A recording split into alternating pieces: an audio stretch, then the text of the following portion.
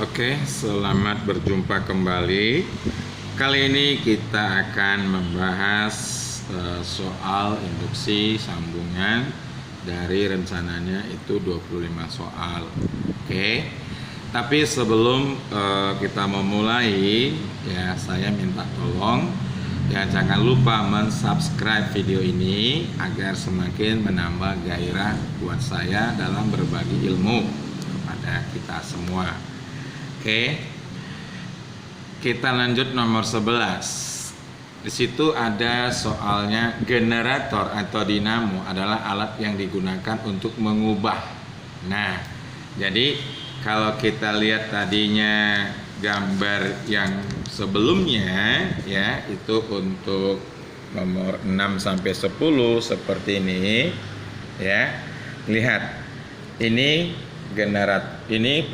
gambar prinsip kerja generator dan ini gambar prinsip kerja dari sebuah dinamo ya. Jadi dia harus berputar dulu. Otomatis berputar itu merupakan energi mekanik, sehingga dalam proses konversi energinya itu termasuk perubahan atau konversi energi dari energi mekanik menjadi energi listrik. Jadi nomor 11 pilihannya di situ dadu atau D ya. Nah, kemudian kita sambung lagi untuk yang nomor 12. Oke. Nomor 12 di situ ditanyakan ke kita alat berikut yang digunakan untuk menimbulkan arus induksi adalah. Nah, jadi kalau tadinya gambar soal sebelum-sebelumnya itu ya yang ini kalian perhatikan baik-baik ya. Sederhananya yang dibutuhkan itu ada yang namanya kumparan. Kemudian ada galvanometer ya. Kemudian lagi ada penghantar nih. Dan otomatis ada magnet. Oke. Jadi dengan begitu bisa kita jawab ya untuk pertanyaan yang nomor 12. Di situ dia katakan alat yang digunakan untuk menimbulkan arus induksi. Oke, jadi pilihannya adalah D. Kumparan, galvanometer, penghantar, dan magnet. Nah, sambung terus nomor 13. Arus induksi yang terjadi saat magnet batang digerakkan keluar masuk kumparan adalah arus. Nah, itu nanti jenisnya adalah arus AC, arus bolak-balik. Ya, secara logikanya begini. Ketika itu berputar kan nggak searah dia kan. Artinya tadi dari kiri ke kanan balik lagi kiri kanan kiri kanan kiri kanan kiri kanan dan seterusnya. Sehingga itu nanti bolak-balik. Ya, nggak harus searah ya. Jadi nomor 13 itu jawabannya D. Nah, kita sambungkan ke nomor 14. PLTA menggunakan sebuah mesin yang mengubah energi mekanik menjadi energi listrik. Nah, jadi kalau PLTA ya itu nanti menggunakan turbin. Jadi dia begini, turbin itu adalah kelas terbesar dari generator. Ya, kalau generator kan masih kecil. Kalau turbin itu dalam skala besar. Jadi ini antara generator dengan turbin prinsip kerjanya sama, namun skalanya aja yang berbeda. Kalau generator ya mungkin bisa menghasilkan katakanlah 1000 watt. Nah, kalau turbin kan ya pasti lebih dari itu ya. Jadi saya ulang, generator hanya bisa dalam ribuan watt, sementara turbin bisa mencapai hingga megawatt. Prinsip kerja mereka tetap sama. Nah, kemudian kita sambungkan ke nomor 15. Bagian generator yang tidak bergerak atau diam, ya namanya juga yang diam kan gitu ya. Berarti otomatis nanti namanya stator. Ingat aja bahasa Inggrisnya statis, diam. Jadi kalau yang bergerak namanya rotor. Ya, yang bergerak. Nah, kita sambungkan aja lagi nomor 16. Alat berikut yang menerapkan gegel induksi adalah, nah ini alatnya katanya ya, alatnya. Jadi kalau kita lihat opsinya untuk A, generator benar, dinamo iya, akumulator tidak. Ya, akumulator itu baterai, ya, baterai basah. Ya. Nah, yang B generator, oke, dinamo, iya, induktor Runkov, iya, transformator, iya. Ya, mereka itu menerapkan prinsip kerja dari GGL induksi. Oke.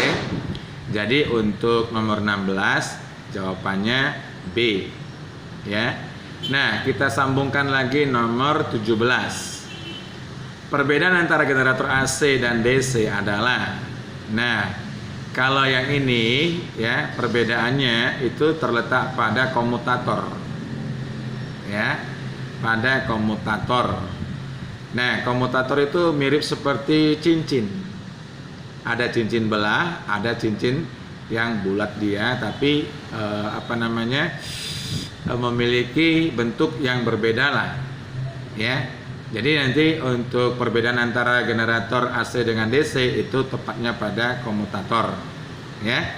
Nanti boleh kalian lihat nanti seperti apa gambaran komutatornya itu di blog saya, itu ada di paruliansimorangkir.blogspot.com.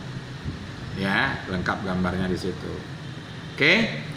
Nah, ke nomor 18. Trafo yang terdapat pada pesawat televisi digunakan untuk, nah, namanya trafo. Ingat ya.